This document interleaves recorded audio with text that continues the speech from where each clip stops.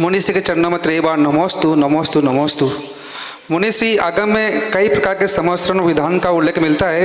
हमारे यहाँ जो अभी आयोजित है कल्पद्रुम समासरण महाविधान, इसका क्या महत्व है और इससे हमें किस प्रकार का पुण्य का संचय होगा और आगामी भाव में हमको इसका किस प्रकार का पुण्य का फल मिलेगा, समझाने की कृपा करें।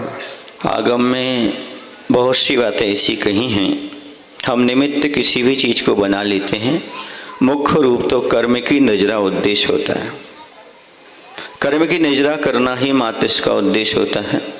जो हम भगवान की भक्ति कर रहे हैं, समोषण विधान के माध्यम से करें या किसी के माध्यम से करें, उसका फल कर्म निजरा और पुण्य का बंध होता है।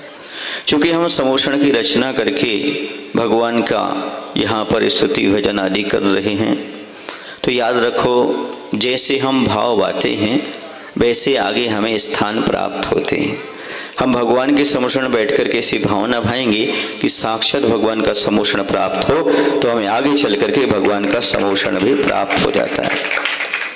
और समोषण में भगवान की अद्भुत महिमा होती है।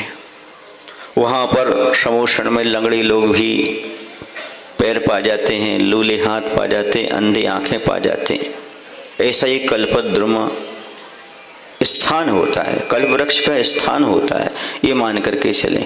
तो जैसे हम भगवान की जो समोषण की पूजा करते हैं, अर्चना करते हैं, इसमें सब प्रकार की कामनाओं का सिद्ध होना बताया है। इसलिए समोषण महामंडल विधान एक विशेष विधान के रूप में स्वीकार किया गया है।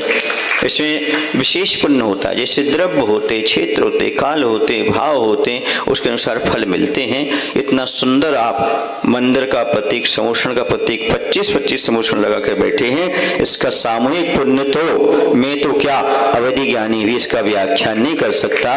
यदि आपने अच्छे भावों से इसमें तन मन धन से समर्पित होकर के अच्छे से भक्ति की है, तो इसका तो जब तक आपको मुक्ति नहीं मिलेगी तब तक अच्छी अच्छी चीजें प्राप्त होगी और बहुत जल्दी आपको मुक्ति की प्राप्ति होगी, ऐसा बताया।